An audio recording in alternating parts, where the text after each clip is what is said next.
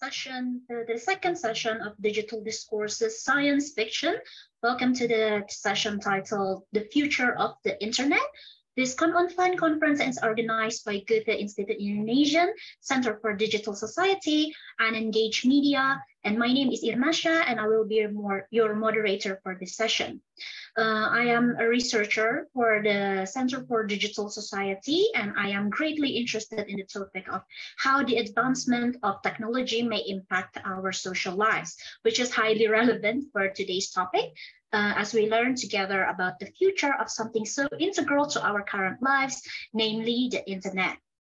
In the next hour, we will listen to and have a chat with our speaker, Marlene Ronstedt, about what will the internet look like in the future. Hi, Marlene. Hi, thank you for having me here. I'm very excited to talk with all of you about the future of the internet. That's right. For a short introduction, Web 2.0 is rampant with surveillance capitalism. The next phase of the internet have decentralization as its core. How would Web 3 with blockchain as its backbone be different? And could it lead to a more cooperative web, or what is really the future of the internet? Marlene's going to speak about that for the next hour or so. So prepare your notes, prepare your recorders and anything, because this will be a great session to hear. And before we proceed to introduce Marlene's session, I would like to remind you that whenever you have questions or things you'd like to add to the discussions, your thoughts, you are welcome to type them below, and we will have time afterwards for Q&A, and we will try our best to answer all of your questions as long as time permits. Now, let us actually introduce Marlene. Marlene is the co-founder of Data Union DAO. She has been working in different communication roles in Web3 and FinTech. Her background is in journalism, and her writing has appeared in Wired Germany and CoinDesk. Okay, Marlene, I'm sure everyone's excited to chat with you and hear what you have to say and discuss with you. So without further ado, the time is yours. Awesome. Thank you so much for introducing me. Hi, everyone. I'm super excited to be here and talk with all of you today about the future of the internet. And I think what is so fascinating about speaking about the future of the internet is really that it is a topic we all have thoughts about, right? I think since we're all using, of course, the internet on a daily basis, every one of us is going to have their own ideas of like how the future of the internet could look like and what that actually means. And that may also be a little disclaimer to my own talk, because obviously I can only share like my own perspectives and come from my own experiences. I've been mostly working in crypto for the last 5 years. And therefore this will be also quite crypto and Web3 heavy. But I also decided to include a couple of elements from the AI research space, because I think there are some really, really interesting developments happening. And those are also going to be scattered throughout my slides. So if you watch out, you may be able to catch some AI elements in there. Maybe a little bit more on my background. I am the co-founder of the Data Union DAO, which is a crypto company, and we're basically building tools that empower internet users to own and to sell their personal data. And basically the idea is that, you know, Google and Facebook are selling our data, but instead of that, we could just do that ourselves. And we could also have just in general a lot more control over our own data. But I'm going to be speaking more on that later. So going back to the question of like, what does the future of the internet look like? So the examples I'm going to be talking about today are mostly, as said, coming from crypto and also from the AI space. And I think what's really interesting here is, before we kind of dive into things, is to also look back and to see how old is the internet actually, because the internet has been around since quite some time. So I would like you to guess, like, how many years do you think the internet has been around? Could it be like just 11 years? Maybe is it 24 years? Or is it even more than 30 years? And actually, so the correct answer is that it's been around since more than 30 years.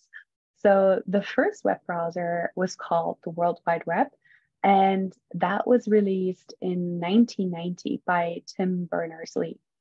And then in 1993, the Mosaic browser was launched, and that really got in like a big first wave of internet users because it made it a lot more sort of easy for people to navigate the web and to explore this sort of new world, right?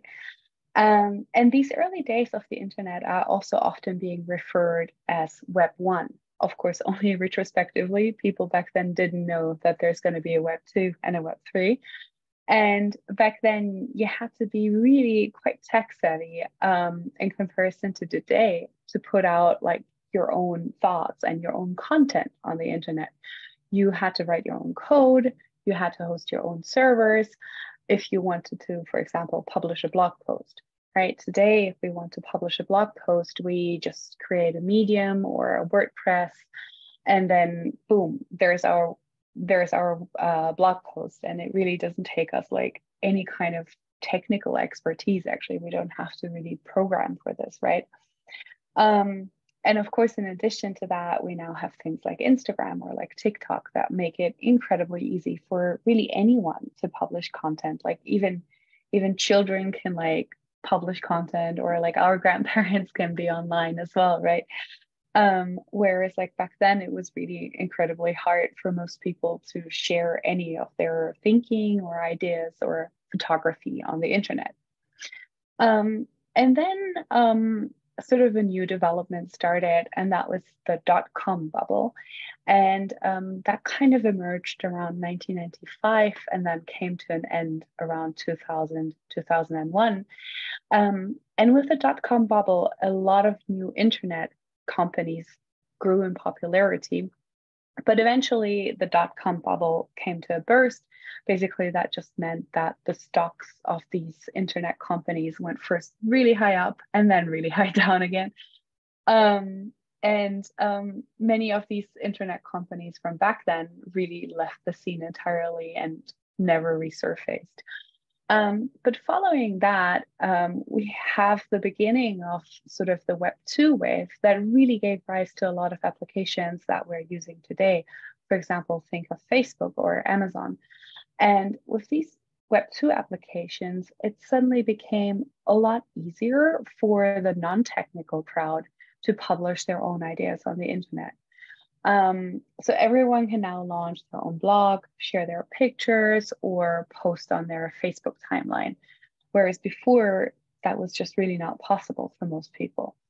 And as an effect of that, there has been a great democratization in how content is being published and shared via social media. So some people now may argue that this has also led to filter bubbles and echo chambers. But I personally would actually argue that this has created a new additional filter bubble and new additional echo chambers. Because also kind of historically, if we look back, for example, in the 1950s, way before the internet, there were only 4 different TV channels in the US. And these channels showed fairly similar content. And there was a lot more consensus over what constituted news, what constituted reality, after all, and what was going on in the world. And because of these 4 channels, there was sort of an information monopoly, you could even say. And we could also, to some extent, call that decentralized, centralized media. Whereas with Web 2 and Web 3 especially, we're now seeing sort of a rise in decentralized media, where information and meaning making is really available to anyone who's online. And in a sense, you could even say that everyone now is running their own TV channel. And there's this really famous quote from Andy Warhol, who said that in the future, everyone will be world famous for 15 minutes. And I think that has exactly happened, right? we're pretty much there with TikTok and Instagram and Twitter, where people will occasionally go viral and then have their 15 minutes of fame. And after that, they'll be forgotten again as well. But it's a really interesting way, because that really enables pretty much anyone to have their voice heard overnight, whereas that was certainly not possible a couple of years ago.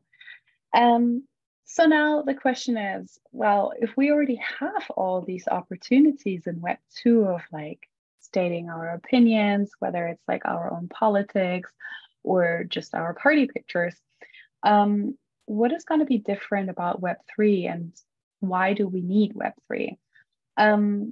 So as I mentioned, the internet has contributed to an increase in decentralization of media production and information dispersion. But a lot of that is happening and is kind of at the mercy of big tech companies that are operating these big social media networks, right? So if Twitter or Facebook don't like the content someone is publishing, you will easily get censored or even deplatformed. And the problem with the censorship and the deplatforming of these companies is that, of course, you have like some examples where it kind of hits the bad guys. Like, for example, Trump has been deplatformed by Twitter and was censored by Twitter. I'm certainly not a Trump supporter, but I'm also kind of worried that maybe next time it's going to be the good guy. Next time it's going to be the politician that I might be rooting for, or you might be rooting for, or your favorite artist that is suddenly being canceled and deplatformed overnight. And the problem here is that the decision-making of which content is being censored and which content isn't censored isn't really made in a democratic way, right? But it's made by these big companies, and we don't really have any kind of oversight on how these decisions are being made. So in Web 3, we're kind of striving to create a web that is fully censorship resistant, and that combines the ease of publishing that we have now in Web 2, and that we're kind of used to from social media, with the sovereignty element of the early days of the web.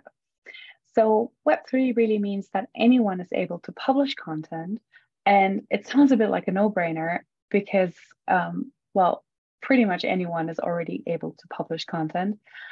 But the big difference is that it can always be published, whether you're in Iran or in America, and whether you're one of the good guys or the bad guys.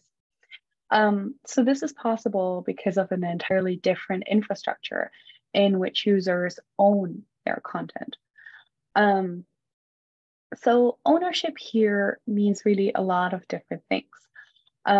So let's unpack that a little bit.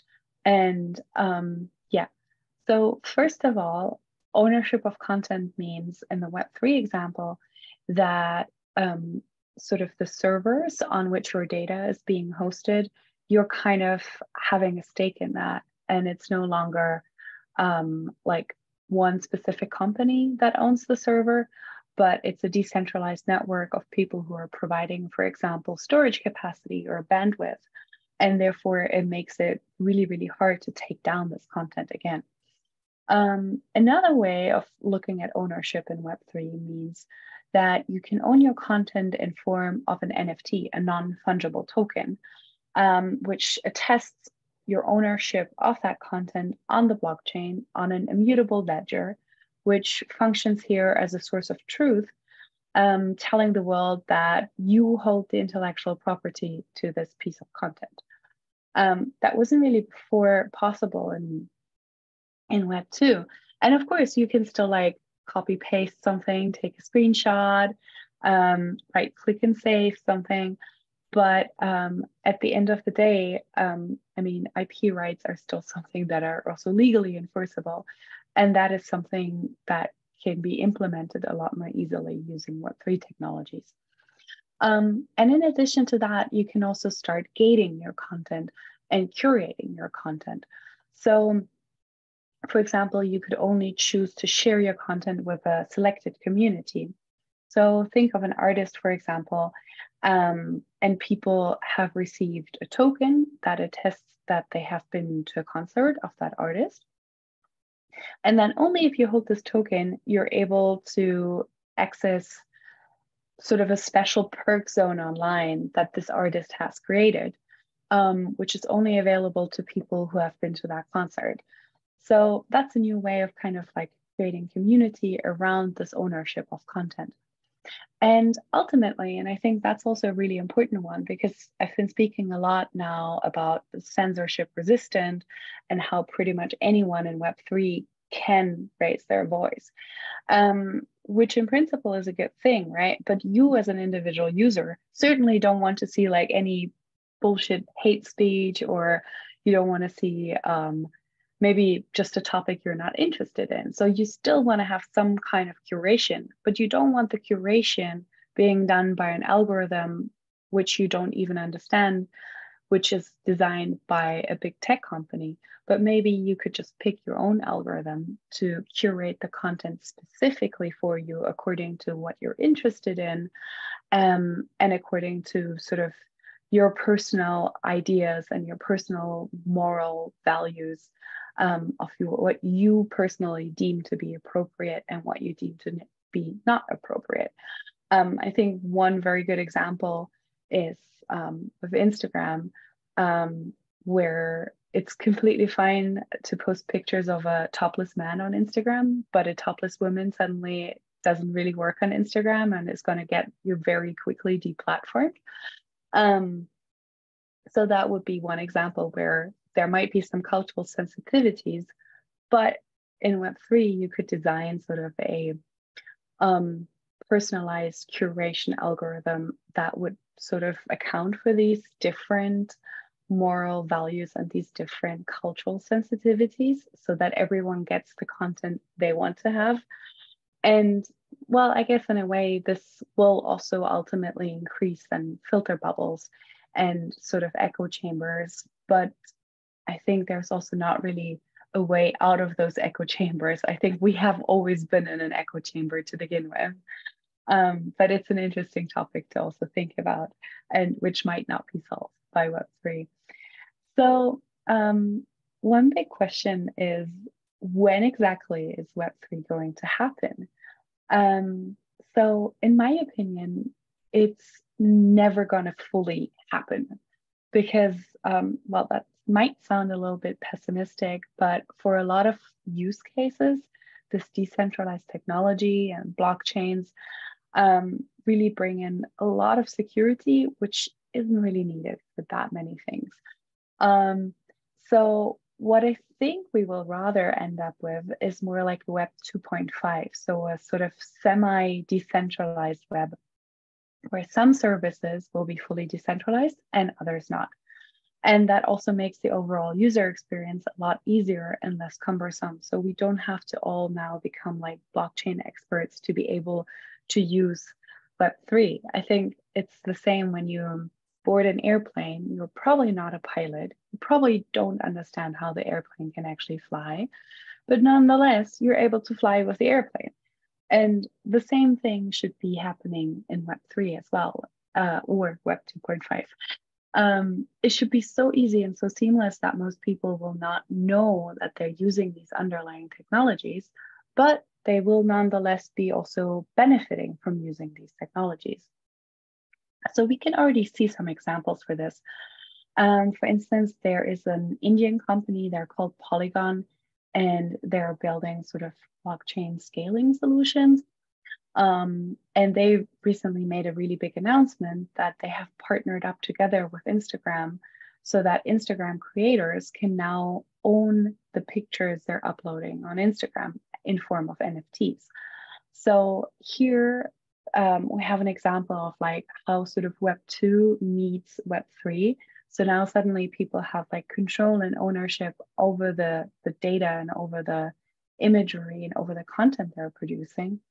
And they can make use of that to, for example, give collectors of these images specific certain perks, or they could give people discounts who are holding these images, or they could just use these images to kind of signal that they're part of a specific community. So before there's another topic I would also like to chat about when it comes to creating content. So I've now spoken a lot on like how crypto and blockchain and Web3 are sort of shaping a new third wave maybe of the internet and of content creation online. But I think there's another big trend that is appearing, and that also will have a huge impact on the kind of content we're going to be seeing in the next couple of years on the internet. And I think that is mostly coming from artificial intelligence. And as you might have noticed, the images I have been using for these slides, they're maybe a little bit unusual.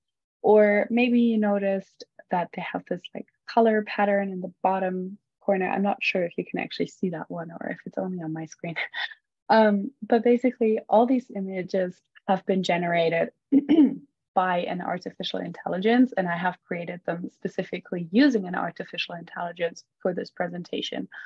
So, and actually on that note, if you want to make your own ones, it's pretty easy. If you haven't tried it out yet, it's called DALL-E. And you can sign up on their website for free and start creating your own images using artificial intelligence.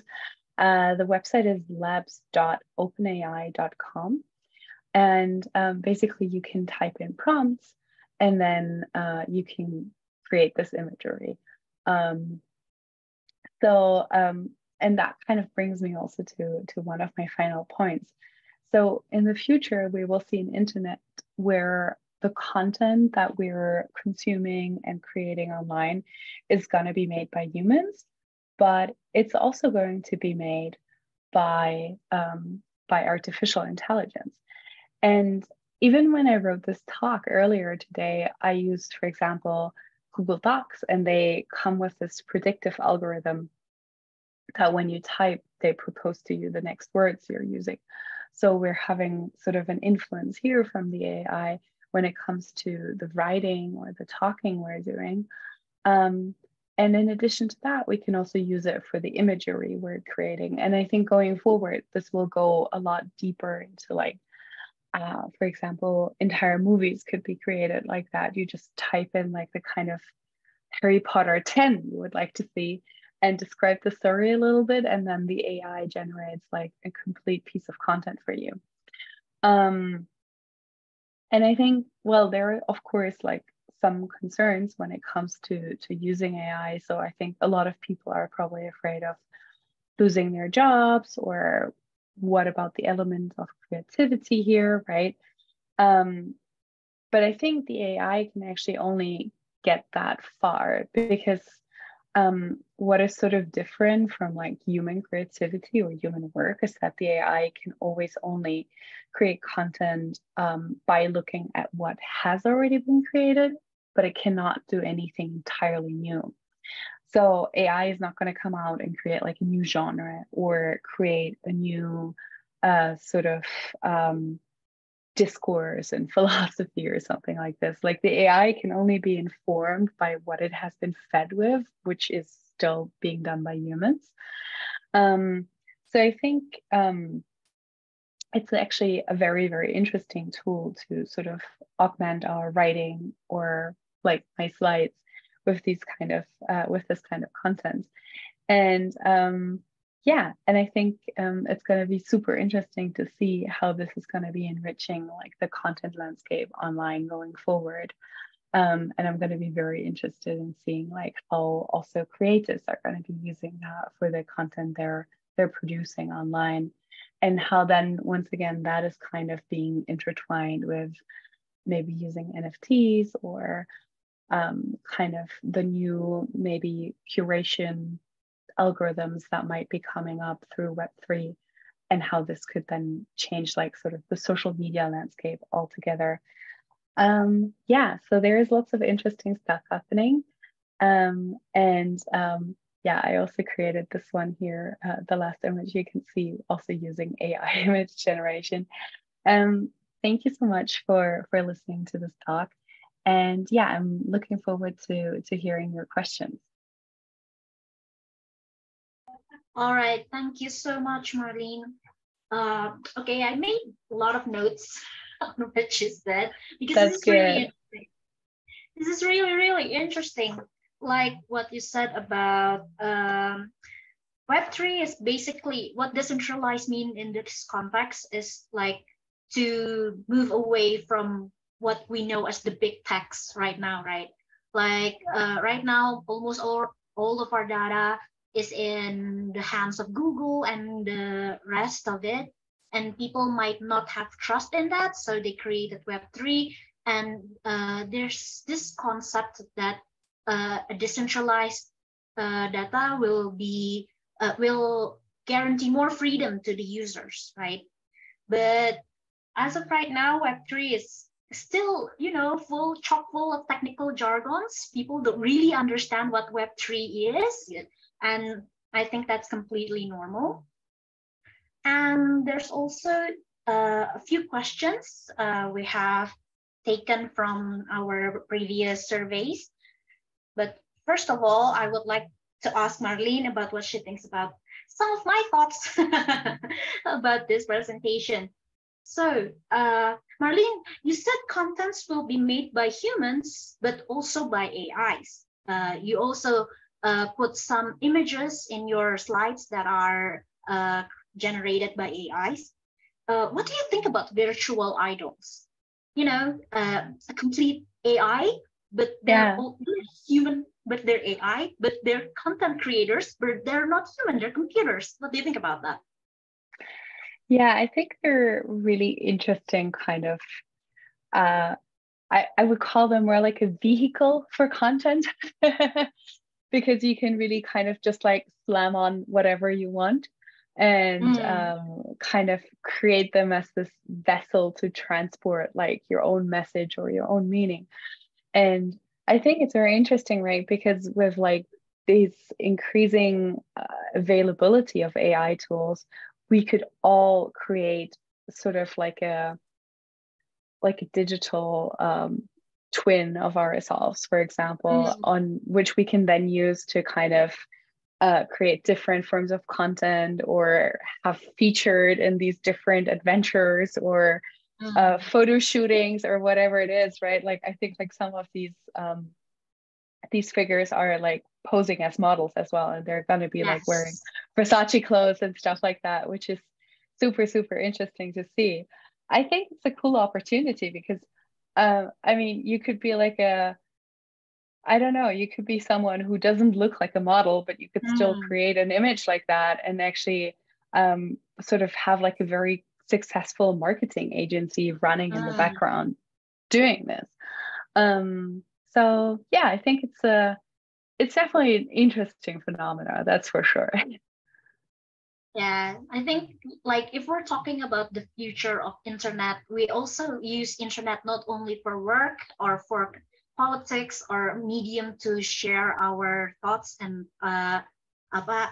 processes, but also to find entertainment and the likes, right? But there's also this question from our anonymous attendee. They say, do you have any comments on Russia's planned isolation from internet and China's own internet ecosystem related to the possible decentralization of internet? And in what ways would those change the matter? Yeah, that's a super interesting question. I mean, China has sort of semi-successfully managed to kind of cut themselves off from the rest of the internet. But I think if Russia would follow suit with that, I think they would also only manage to do that in a sort of semi-successful way, right? Then again, the West has also heavily cut off Russia. So like a lot of services are no longer functioning in Russia. And I think now it's kind of like a reactionary move from Russia to say like, okay, well, in that case, we're going to cut ourselves entirely off. And they do have like a lot of their own platforms, right? They have their own ride sharing app, they have their own search engine, they have their own social media platform. So in that regard, it is already quite similar to the situation we see in China, that it can definitely create like or it's easier for them to create a separation. I think if a country like, for example, I'm German, right? If Germany would suddenly say like, oh, we're going to cut ourselves off from the internet, well, good luck. We would end up with like not that many websites to use, to be honest. So it's interesting what like Russia and China are doing there. But I think the other thing is also it's nonetheless they're still connected with the internet, and if you have like a VPN or something like that, you can always continue accessing like the free internet, so to say. So I think as long as they don't fully like cut the cable, it's going to be okay. It's not ideal, but it's going to be okay. Yeah.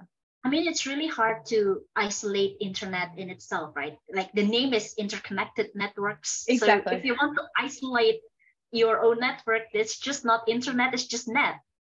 Yeah. So I think you've answered it beautifully. Like in the case of isolating your own internet ecosystem, bypasses exist. Like VPN exists not just to bypass these things, but also to protect yourself and etc.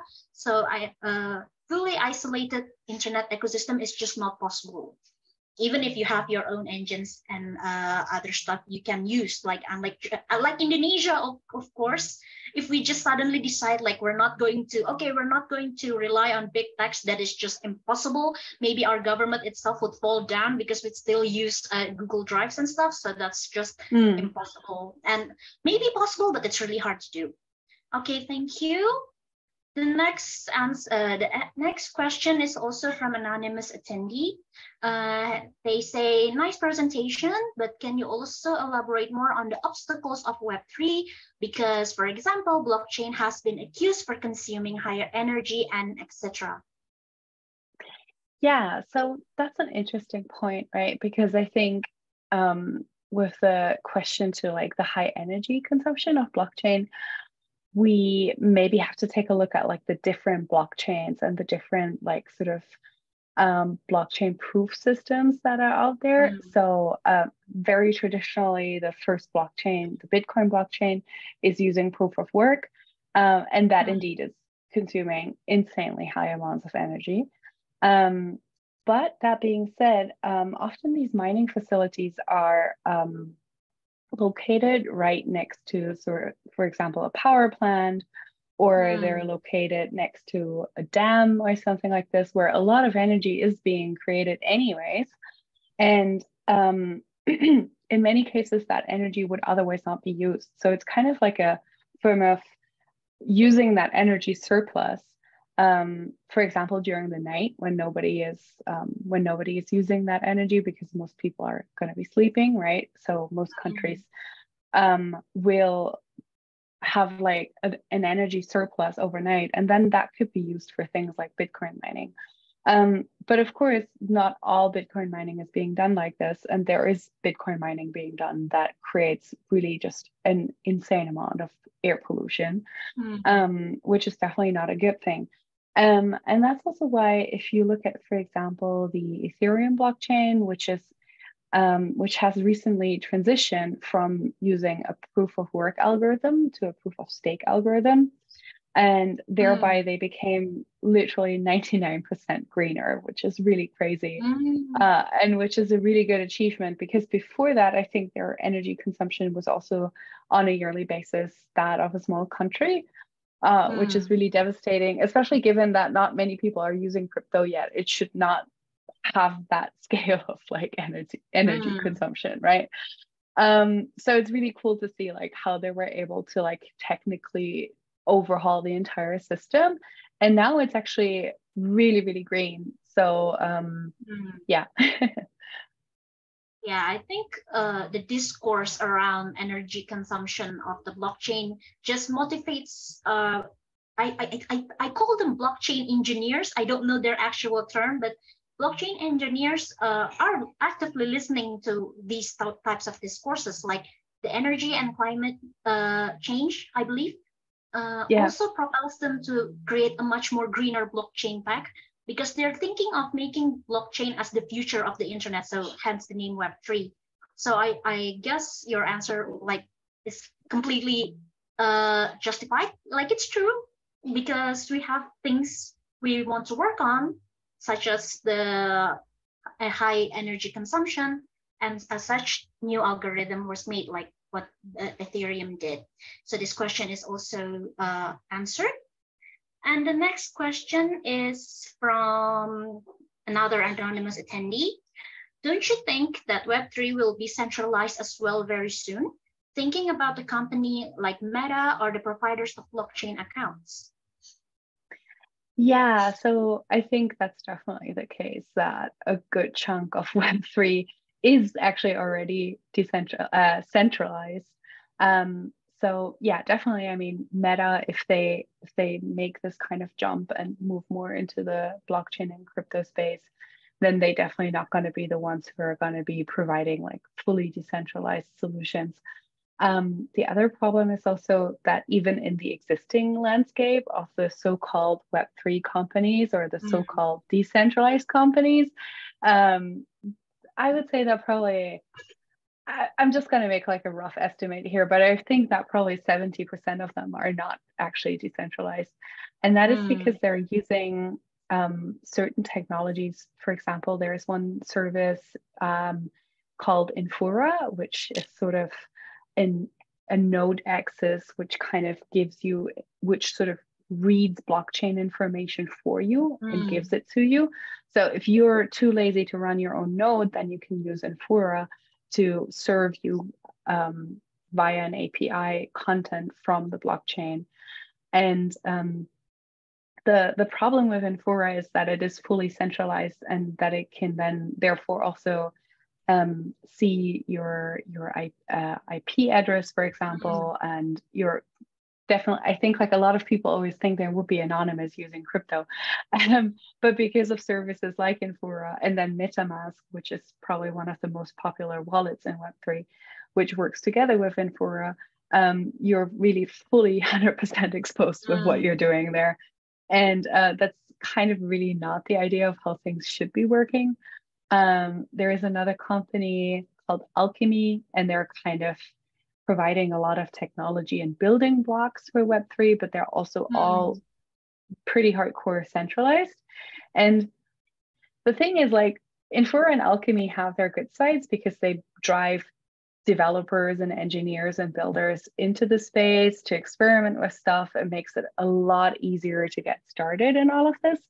And even if you might not be like super experienced building in crypto, then you can use these building blocks they provide and build new applications.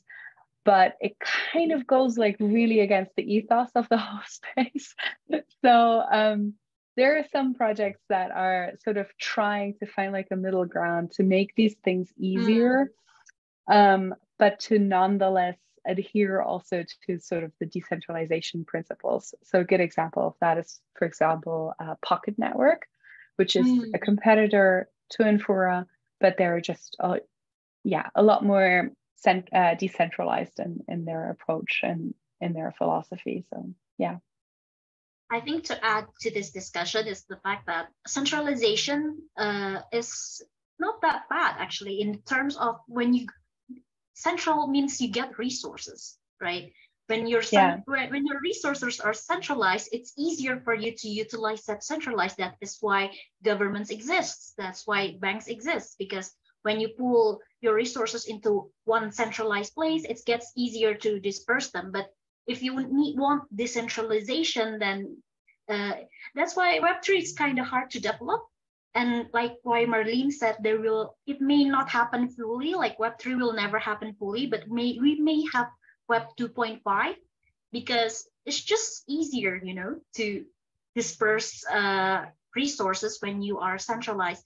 But of course, this is also a discourse among Web3 engineers, blockchain enthusiasts, etc. So we will see that in the future. We're already in the future, but that's the future of the future, because that's also another discourse, right?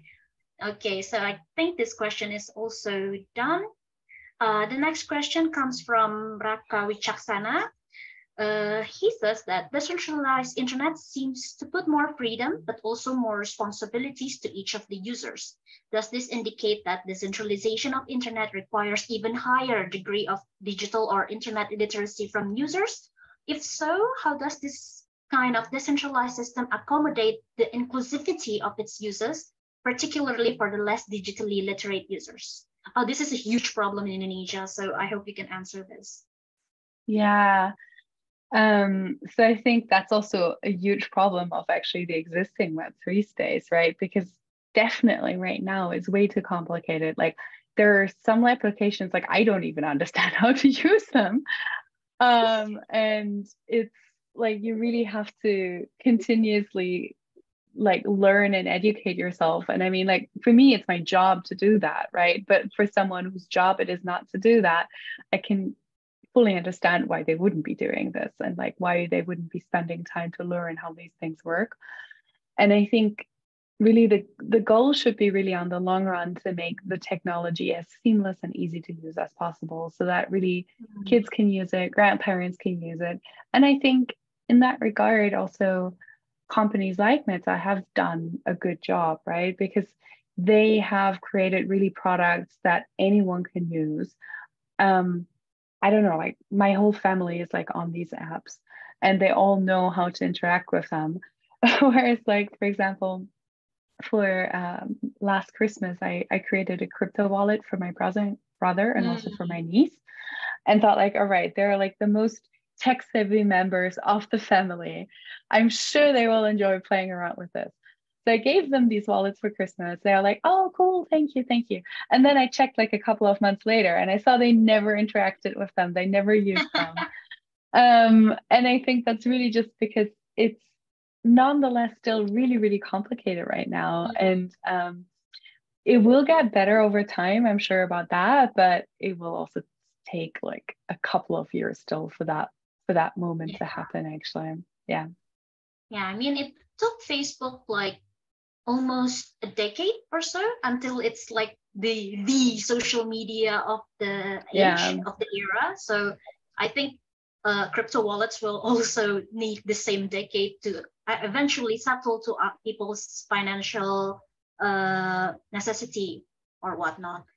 So I think this answers the question. Time will tell. That is the answer to this question. Time will tell everything if we can adopt decentralized internet or not.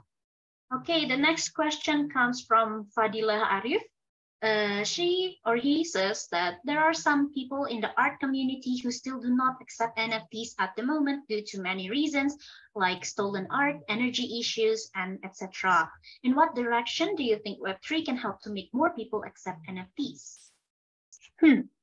That's a good question. Yeah, I mean, honestly, at the end of the day, everyone should decide for themselves whether they want to accept them or not.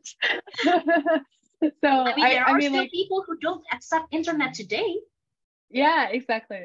And I think like for NFTs, like it's definitely like the person who's asking the question definitely has a good point because there is a lot of stolen art. In the past, there was a lot of energy consumption. Now, what I said with like Ethereum moving to proof of stake, that has definitely changed for the better for sure. But there is still like, there are also like a lot of scams, and it's like this Wild West situation, right? Where there is a tremendous amount of opportunity for artists to come in and to kind of take like one of the empty seats that are available and to really make a difference.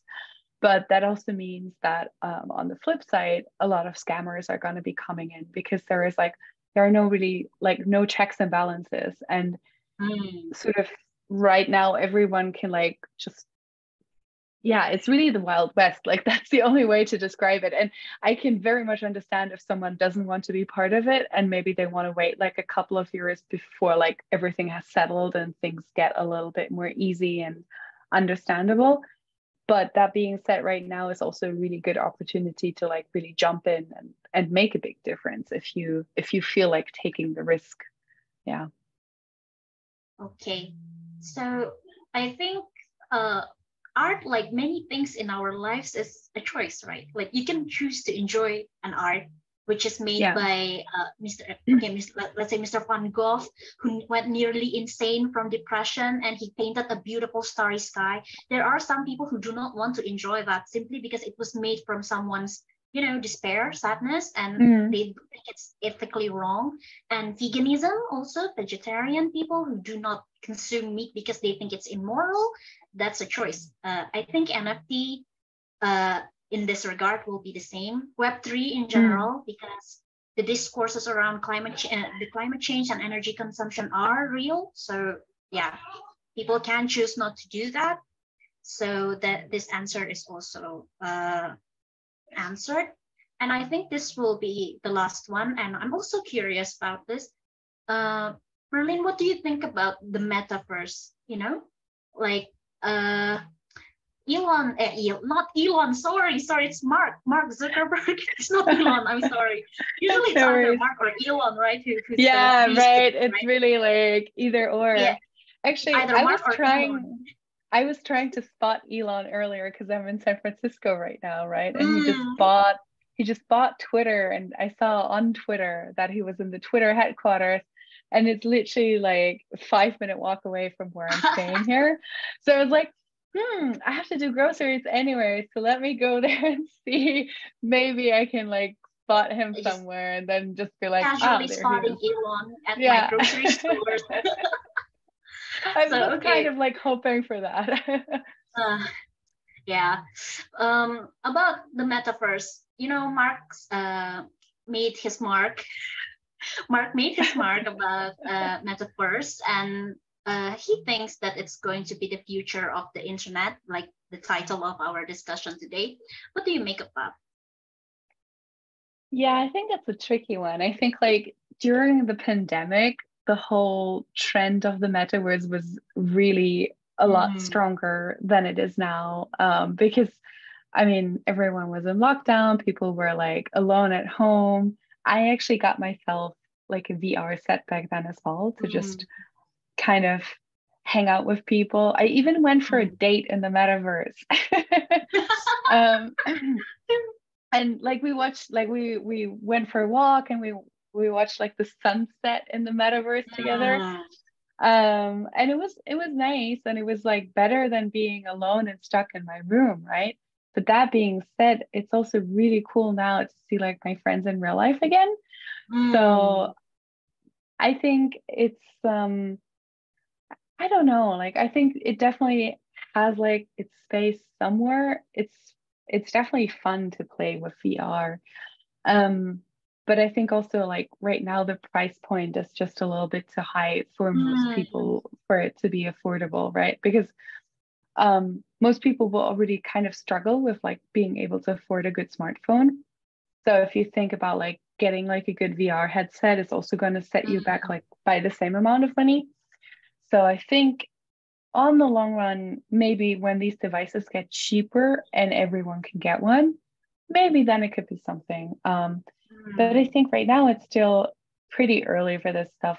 Another way where I would see it is, for example, like long distance flights. So if you have like a 10-hour flight on a plane, I think then, oh my God, yes, I would love to do this and just like hang out in the metaverse and like do whatever I want and enjoy myself there. And then after 10 hours land and be like, oh, wow, I'm like, I have arrived now in the real world again, right? Yes. So I think there are definitely some cases. But yeah, for it to become a daily thing, I think we're still like a little bit away. A long ways away. Yeah. I mean, yeah, I think in principle it's a fun thing, but just sort of the logistics are a little bit tricky right now still. I think the cheapest Google Glass or Oculus, which the only two I know, like Google Glass and Oculus, is priced still $800 to $900. At the the cheapest option is $800 to $900. In Indonesian rupiah, that's like 12 million. That's not the kind of money people could get just to have some fun. Like that's like several months of rent for people in Indonesia. Yeah, so That So I doesn't sound guess like a good idea. it doesn't sound like a good idea. So, but that also answers the question like someone sent to us via Instagram. They ask whether or not Web3 will replace Web2 or it just existed hand in hand. So I think that answered the question. Web3 will not replace Web2, but it'll just make something of a new kind, Web 2.5. Yeah. Exactly. So yeah, Yeah. exactly. Okay, so this answer is also this answer also closes our discussion today. Um, Marlene, do you have any like closing remarks you would like to say to our viewers today? Yeah, I think I just really enjoyed this in general, being here, and thank you very much for hosting me. That was really fun and entertaining. And yeah, everyone who has like questions, either drop them here. I will go to bed very soon, but I can check them tomorrow morning again because it's already like 2:30 here now for me. Yeah, otherwise you can also reach me on Twitter at Ronstedt, that is Ronstedt. And yeah, thank you so much for inviting me. All right.